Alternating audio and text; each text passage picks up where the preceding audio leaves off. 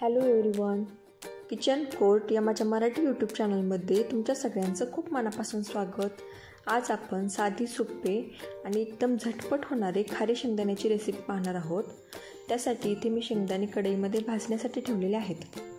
या पद्धतीने आपण खारे शेंगदाणे करताना आपल्याला शेंगदाणे उकडून घेण्याची काही गरज नाही आहे, तरीसुद्धा अगदी भट्टीसारखे छान कुरकुरीत खारे शेंगदाणे बनतात. इथे माझे शेंगदाणे अगदी लाल छान भाजून झालेले आहेत. एक 10 ते 15 मिनिट लागले शेंगदाणे भाजण्यासाठी. त्यानंतर इथे वाटीमध्ये मी थोडंसं पाणी घेऊन अर्धा चमचा मीठ त्यात टाकून मिक्स करून घेतलेलं आहे आणि ते पाणी आपण शेंगदाण्यावर टाकून घेणार आहोत.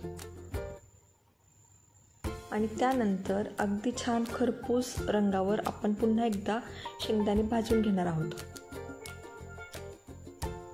अशा पद्धतीने तुम्ही खारे शेंगदाणे केले तर अगदी कमी वेळात आणि झटपट होतात. या पद्धतीमध्ये शेंगदाणे उकडून घ्यायचे, वाळवत ठेवायचे, हे दोन्ही त्रास वाचतात.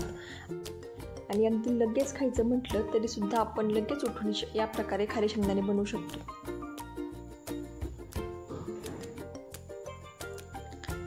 मिठाचं पाणी घातल्यानंतर आपण पुन्हा एकदा 7-8 मिनिटांसाठी शेंगदाणे लो फ्लेमवर छान भाजून घ्यायचे आहेत.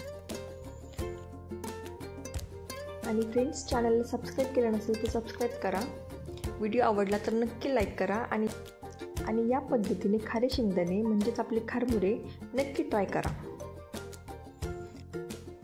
आमच्याकडे याला खारमुरे म्हणतात, तुमच्याकडे काय म्हणतात हे मला कमेंट करून सांगा. अगदी छान खरपूस असे आपले खारे शेंगदाणे तयार आहेत. त्यानंतर मी थोडा वेळ गरम कढईमध्येच ठेवले होते, म्हणजे ते अजून जास्त छान खरपूस भाजले जातात. तुम्ही पाहू शकता अतिशय सुंदर जसे विकत भेटतात अगदी तसेच होतात, दिसत पण आहेत आणि होतात पण. अगदी झटपट होणारी आणि मस्ट ट्राय अशी ही रेसिपी आहे. त्यामुळे नक्की ट्राय करा आणि कसे झाले ते मला कमेंट करून नक्की सांगा. Thank you so much for watching my video.